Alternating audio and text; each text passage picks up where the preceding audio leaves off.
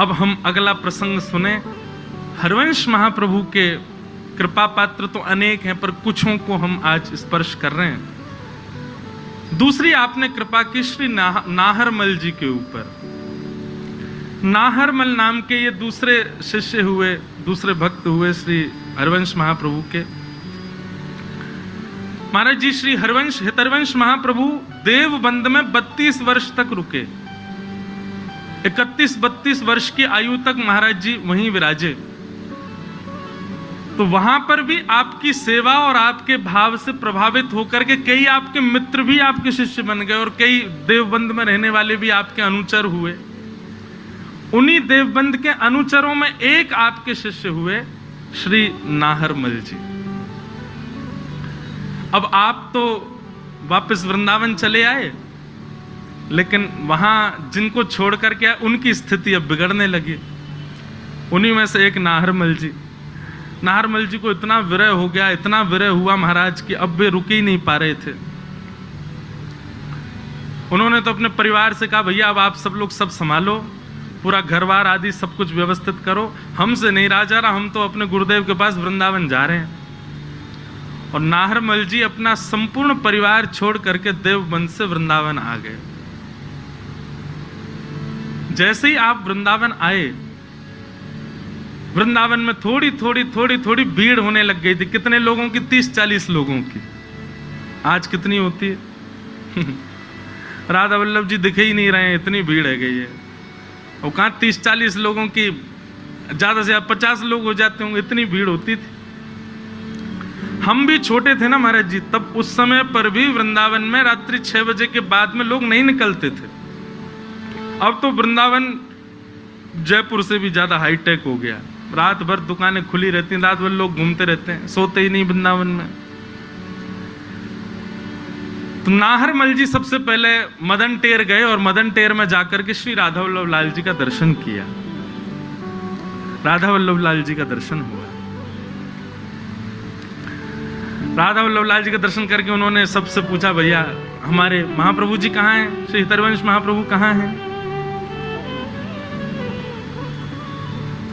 चांद सा सलोना। तो हमारे हितरवंश महाप्रभु कहाँ हैं? उनके दर्शन करने हैं।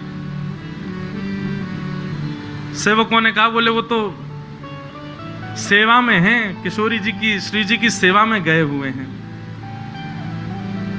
बोले कहाँ हैं सेवा में? बोले यहीं वन में ही गए हैं आगे की ओर। और ढूंढते जा रहे थे नाहरमल जी। तभी आपने क्या देखा? श्री हितरवंश महाप्रभु, हरिवंश महाप्रभु अपने कंधा पे एक झोला लटकाए हैं और छोटी छोटी लकड़ियां बीन करके जंगल में से उस झोला में डालते जा रहे हैं। गोबर के उपला मिल जाए तो उनको उठा लेते हैं, कंडाओं को डाल लेते हैं। आहा, हितरवंश महाप्रभु जो साक्षात ऐसे लगते हैं दूर से देखने में मानो युगल सरकार को ही प्रतिबिंब स्वरूप हो। ऐसे कोमल आपके चरण, ऐसा कोमल आपको मुखमंडल, ऐसे कोमल महाराज। और जिनके अनेक शिष्य हैं, अनेक सहचरियां, अनेक दास दासियां हैं, पर स्वयं गए हैं अपने हाथन से ही सब सेवा के भाव कर रहे हैं। अपने आप लकड़ी उठा रहे हैं, अपने आप गोबर के उपला इकट्ठे कर रहे हैं, बरबर के झोली में डालते जा रहे हैं। ये दृश्य देख करके नाहरमल जी बोले, जय जय। और जैसे शब्द सुना, महाप्रभु जी ने देखा, आहा, अरे ये तो हमारे देवबंद से आए हो नाहरमल, रुक जा, अभी सेवा में हूं, सेवा से निवृत्त है चर्चा करूंगा। और उठाने लगे, सामग्री उठा के धर रहे हैं, कहीं से पुष्प मिल जाए तो उनको जो भी योग्य वस्तु सेवा की दिखे सब ग्रहण सेवा में ले रहे हैं। अपने निज कर से सब सेवा कर रहे हैं। सेवा करके जैसे जान लगा, और भैया सब ठीक, आनंद कब आए? प्रणाम किया। बोले भगवान, मन में एक शंका उत्पन्न हो रही है। क्या? आप आचार्य हैं, आप श्री हितरवंश महाप्रभु हैं, जिन्होंने वृंदावन में लाकर के निधि विराजमान की, श्री राधा वल्लभ जी को विराजमान किया। आपके अनेक अनुचर हैं, अनेक दास दासियां हैं। ये सब लकड़ी उठाना, उपले उठाना, ये सब क्रिया करना, ये आपका कार्य है। ये शोभा नहीं देता। आप जैसे आचार्य ऐसे बाहर निकल करके ये सब क्रिया करें छोटी मोटी, ये उचित नहीं लगती भगवान।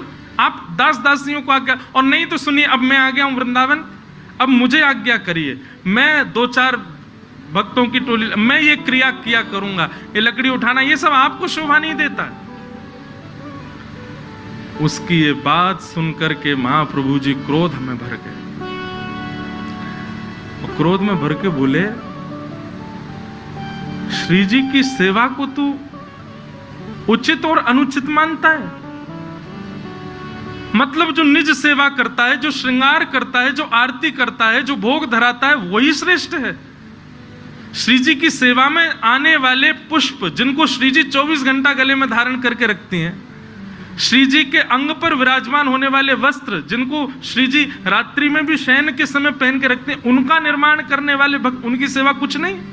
अरे हमको तो अनुभव केवल थोड़ी देर का होता, आरती करने भीतर कुंज में जाते हैं, फिर आ जाते हैं बाहर, लेकिन ऐसी सेवा जो नित्य श्री जी के अंग से स्पर्श करके रहती हैं, उन सेवाओं को तुम सेवा नहीं समझते। ये लकड़ियां बीन करके हम ले जाएंगे, इनकी अग्नि प्रज्वलित होगी, प्रसाद होगा, श्री जी अपनी क्षुधा निवृत्त करेंगी, अधरामृत हम में बांटेंगी, इतने वैष्णवों को प्रसाद मिलेगा, ये सेवा तेरे लिए तुच्छ है?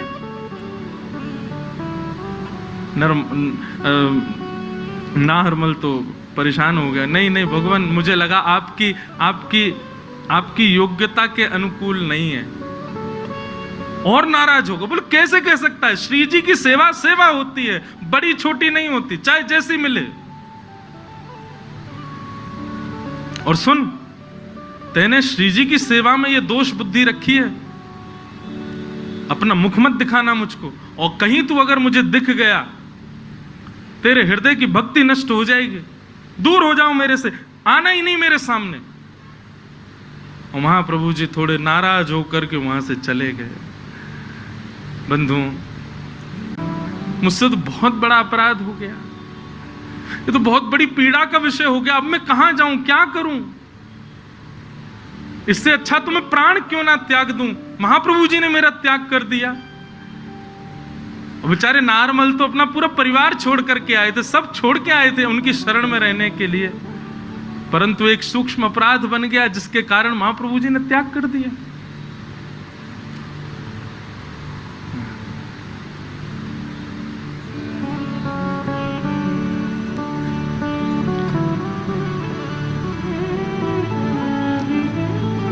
राधा वल्लभ जी का दर्शन करने भी नाहरमल जाते हैं तो दूर से कुंज में से देखते हैं, क्योंकि समीप गया तो ऐसी बात कह दी, भक्ति नष्ट हो जाएगी, भाव नष्ट हो जाएगा, प्रेम नष्ट हो जाएगा।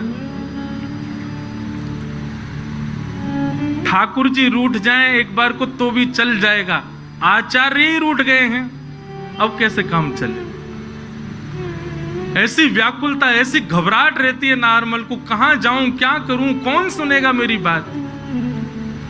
यमुना जी के तट पर बैठ करके अब तो मन बना लिया कि बस अब तो प्राण त्याग दूंगा मैं, जिनके लिए आया वही नाराज हैं, अब जीवित रह के मैं क्या करूं?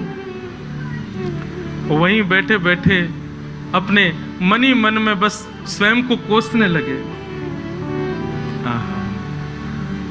9-10 दिन हो गए, श्री महाप्रभु जी नहीं मिले।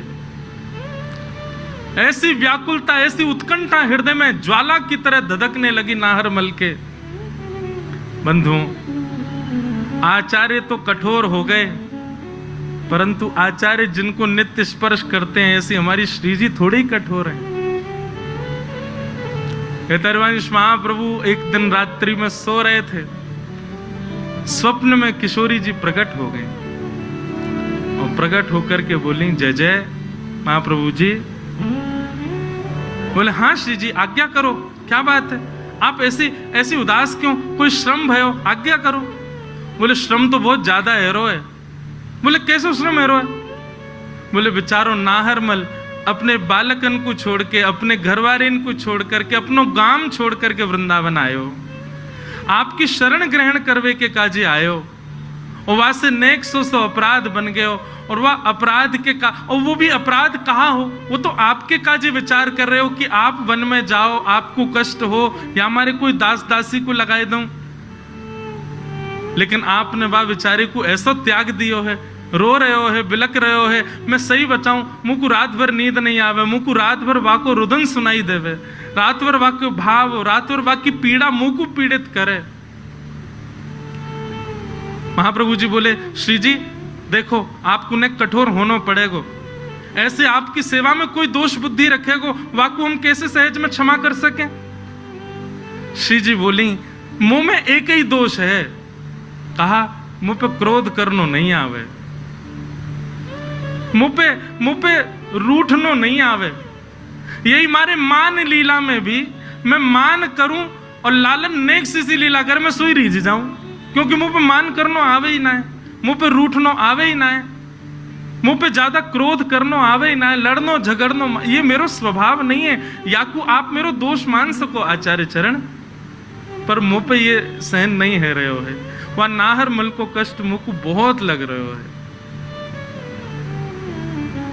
एक श्री